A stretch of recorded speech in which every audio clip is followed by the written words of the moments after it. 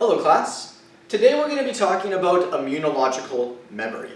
So we talked about how our body activates that third line of defense, what that third line of defense does, but a very important component is the immunological memory. Because once you fight an infection, once you fight a pathogen or an antigen, your body remembers it. And that is extremely important. So first up, however, is your primary immune response. Now, the first time your body encounters an antigen, it takes quite a lot of time before you mount a response to that. Right? There's a big lag time between when that infection is detected, when a helper T cell, the right helper T cell, comes along and gets activated. It takes a while for that helper T cell to go on and activate a B cell, right? So these processes take time. Now we notice antibodies in the serum between 7 and 10 days. Now this aspect of your immune system is a big part of the reason why we have such rampant antibiotic resistance right now. A lot of people, for a very long time, when they went to the doctor, they just assumed that they would get drugs. I feel bad, I have a cold, I want antibiotics so I feel better.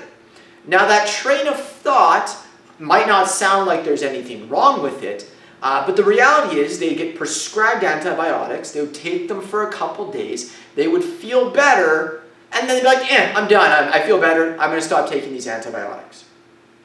The reality is that it takes quite a long time before those antibiotics build up a high enough active concentration within your blood such that it can completely eradicate a bacterial infection.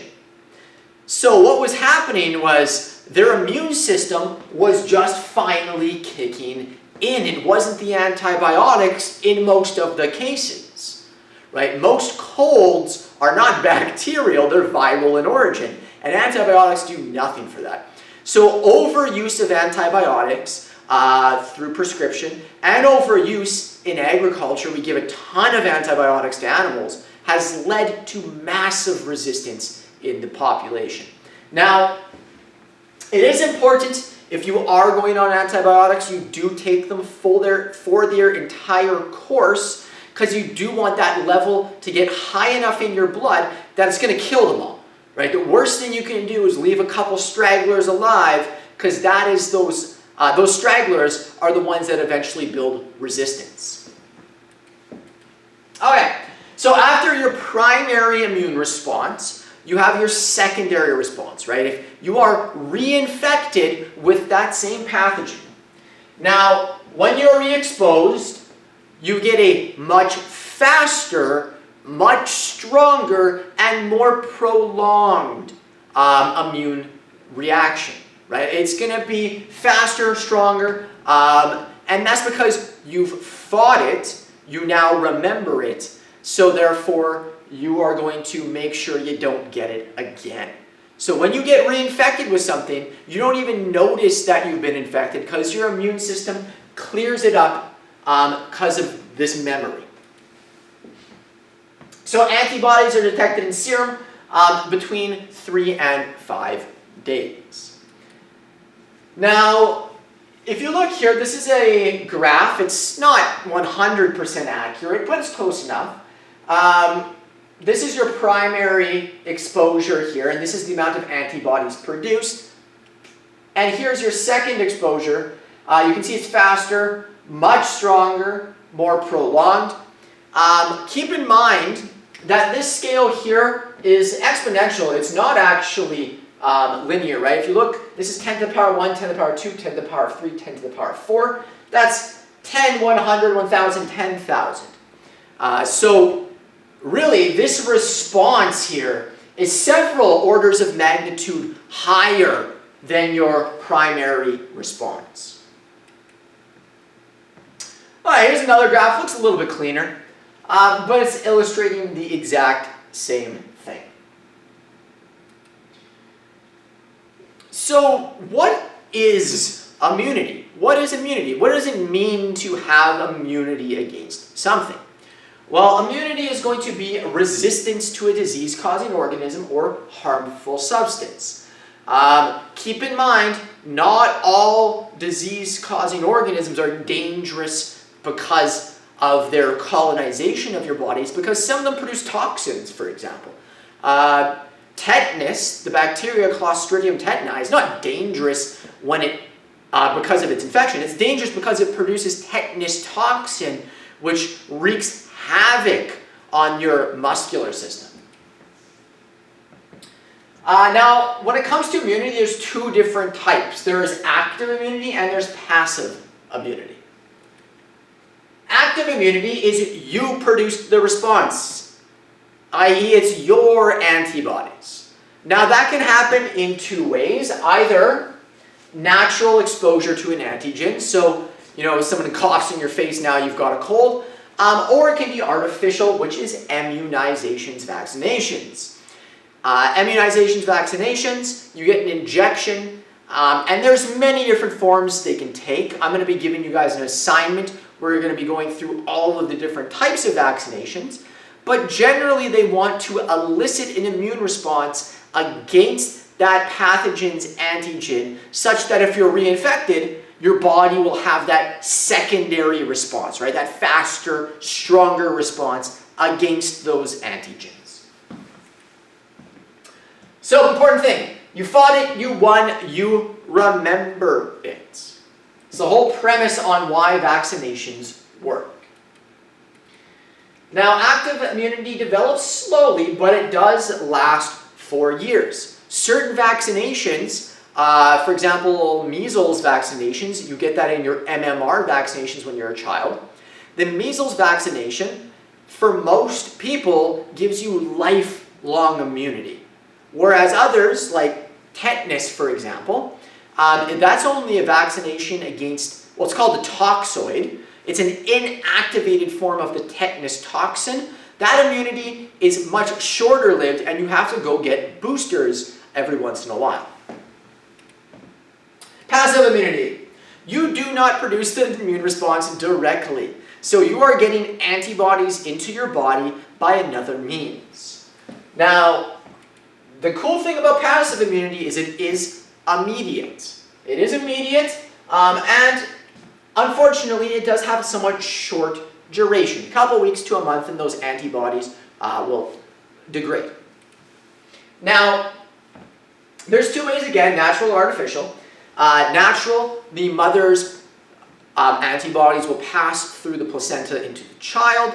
This provides the child some form of protection after they're born, because keep in mind their immune system has not been exposed to anything, right? So their immune system at this point is very susceptible because they have no memory, right? There's no memory. They haven't fought anything yet. So those antibodies do provide them some protection. There's also antibodies in breast milk that can be transferred to the child as well. Artificial will be things like antivenoms, right? If you get a snake bite, well, you can't wait for your body for 7 to 10 days to produce those antibodies. You need them now to inactivate that toxin. So you need to get them in your body, and the way we produce them is usually we'll milk a snake or spider or scorpion or whatever. We'll inject that venom into a large mammal, and then we'll harvest those antibodies. Somewhat of an interesting tangent. There's a man by the name of Bill Haas. I recommend you look him up. He believed you could live effectively forever by injecting yourself with snake venom. Maybe not forever, but you could radically extend your life. So he did that every day. He injected himself with snake venom to the point where eventually he built up enough immunity to it, he can inject himself with lethal doses. He can be bitten by black mambas and not die, barely even notice. So at times when there was shortages of antivenom, guess what they did? They would harvest his plasma and use that as antivenom because his plasma was rich in the antibodies to fight off this venom, right? So, interestingly, He could take lethal doses and still be completely fine. Alright, so how long does immunity last? I kind of already talked about this, but it does depend on the antigen. Generally, if it's through a natural route of infection, it's going to be a very long time. Generally, vaccines that mimic that natural route of infection, those tend to be the longest lasting. So if you can create a weakened form of that virus or bacteria, or well, virus in this case, if you can inject into their body, it causes a very, very minor infection. That would be kind of like the ideal situation, right? You want to mimic that natural route because that will provide the strongest and longest lasting memory. However, some do require annual vaccinations. What is our flu shot? Well, most of you probably don't realize this, but the way we curtail our flu shot, we look at the prominent flus in China at that period of time. We then start making vaccines against those flu strains, and then we bundle them up into a flu shot, and that's the flu shot you get every year. So literally you're getting immunized against the flu strains that were in China about a year ago. And it usually has pretty good efficacy, about like 80-ish%, right? So I recommend you do get the flu shot, by the way. It does give you very good coverage, and well, getting the flu sucks. So I do recommend you get the flu shot.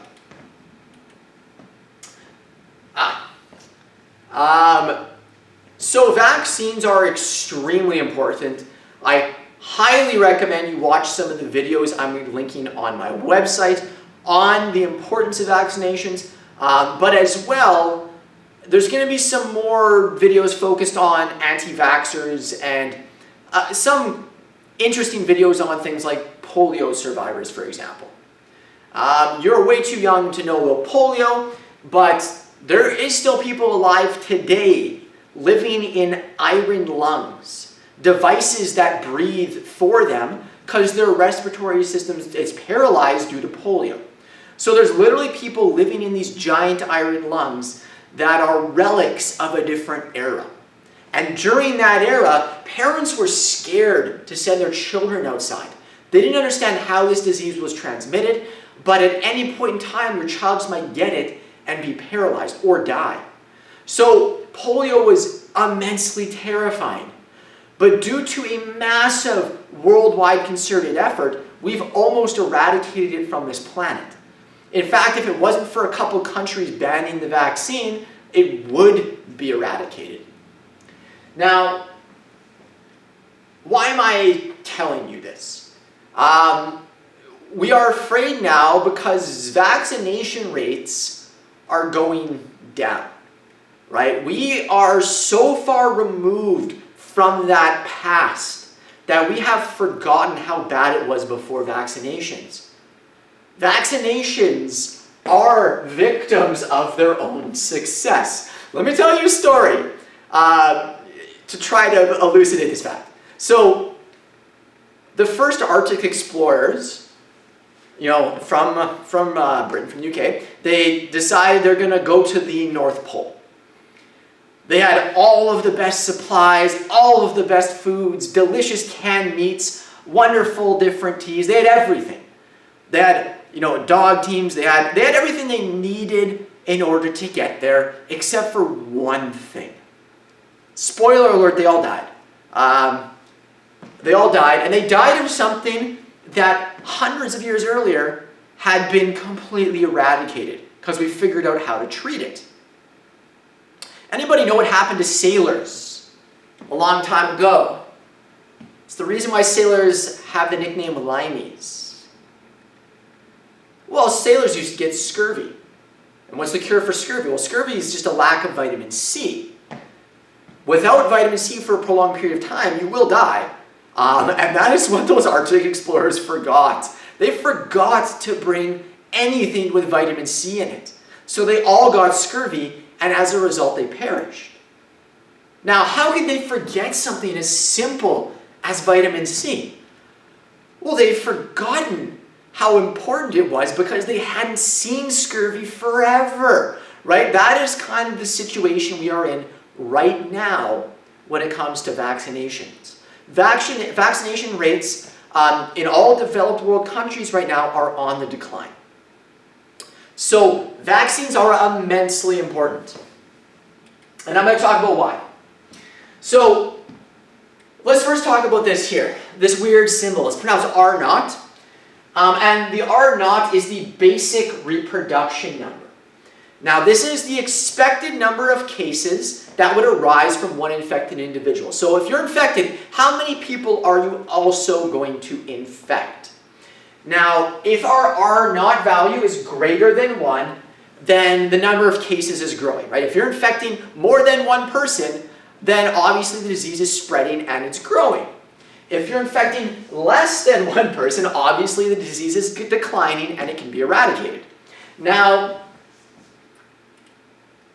these are R naught values in unprotected populations. So if nobody was immune, this is what you would expect to see.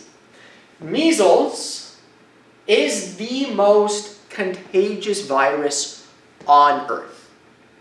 It's expected you would infect about 12 to 18 people per person. Now, measles is so contagious that just breathing the same air as somebody that has it, you are likely going to get measles. So, if we look down the list here, we can see that nothing really is as infectious as measles. We're not 100% sure what the R naught value is for COVID-19 as of yet, but SARS, a similar type of virus, had an R naught of about 2 to 5. So we're probably in a similar range with COVID-19. Now, why is this important? Well, herd immunity is maybe something that you've heard more of, which is great that it's being brought to the public conscious, but maybe it's not being brought in the right way. So herd immunity is the result of there being enough protected individuals, enough immune individuals in the population that you can protect other members, right? If you were in a room with everybody else, you have it, let's say you have measles. Everyone else in the room is vaccinated, well, no one's going to get that disease. So, Sally, who's 4 classes over, she doesn't need to worry as much because she has a bunch of people around her that will stop the spread. Now, with certain diseases, this number needs to be very high. The amount of people that are immune needs to be extremely high. In the case of measles, you need to have as much as 95% vaccination rate.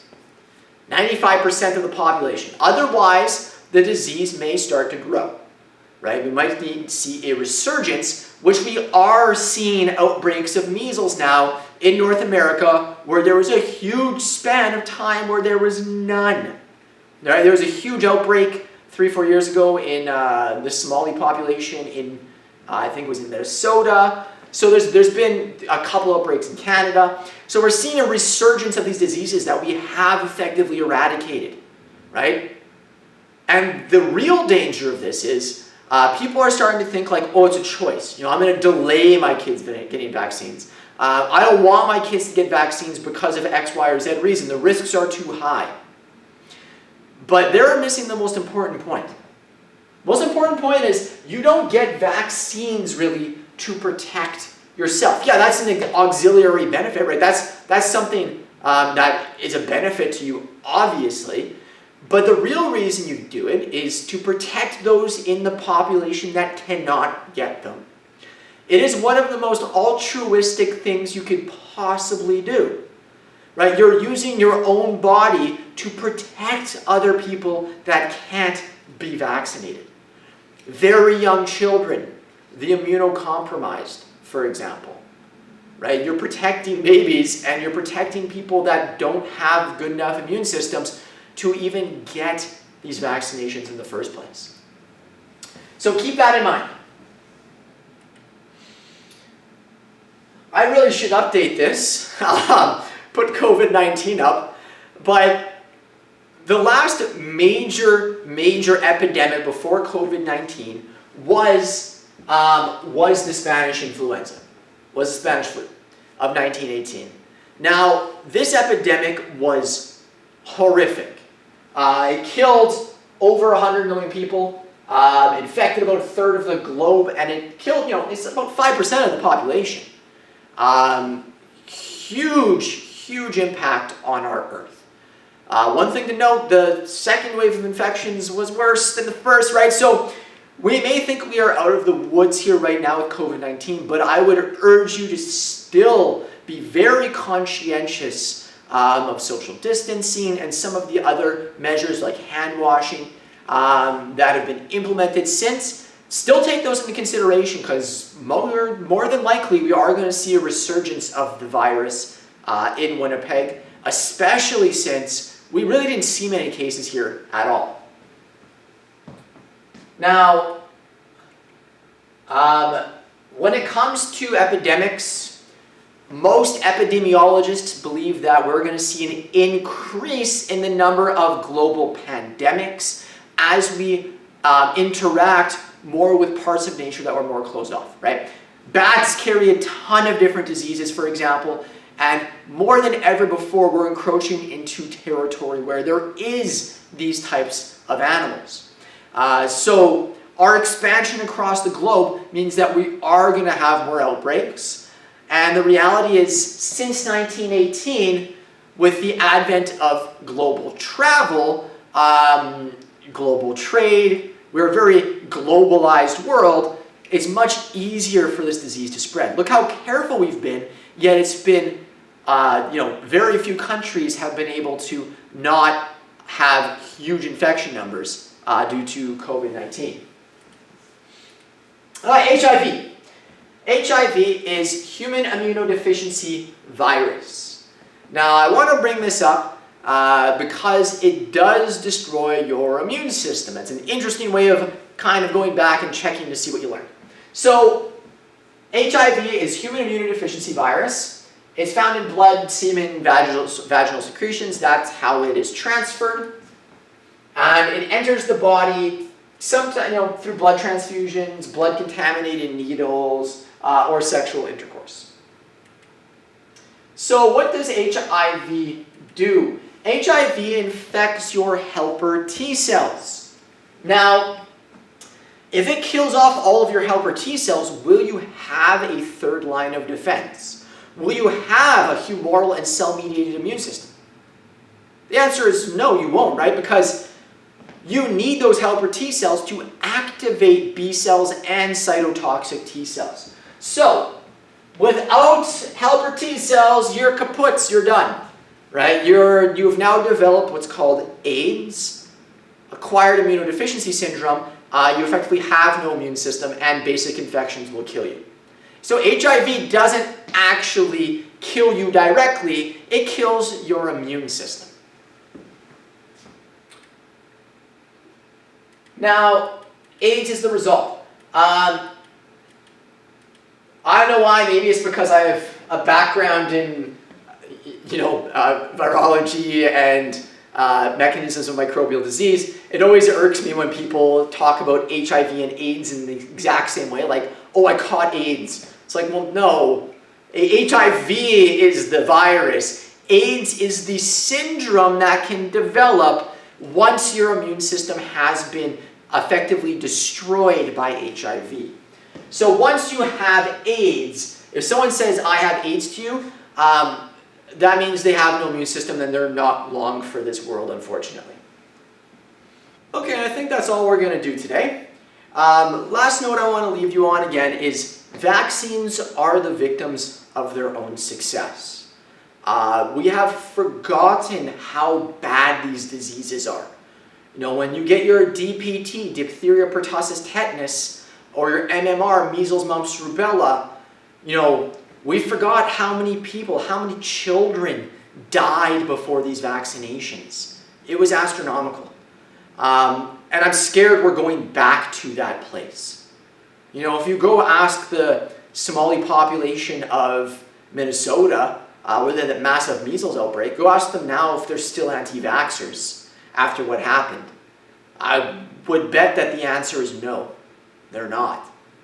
It's sad that it had to get to that point, but Unfortunately, we are very bad at assessing risks that we cannot directly see, especially things that we think have been relegated to the past. Again, I encourage you, watch that video on the polio survivors still in the iron lung. There's people alive today that remember what it was like in the pre-vaccinated world. Listen to those people. Trust me. Have a good day, everyone.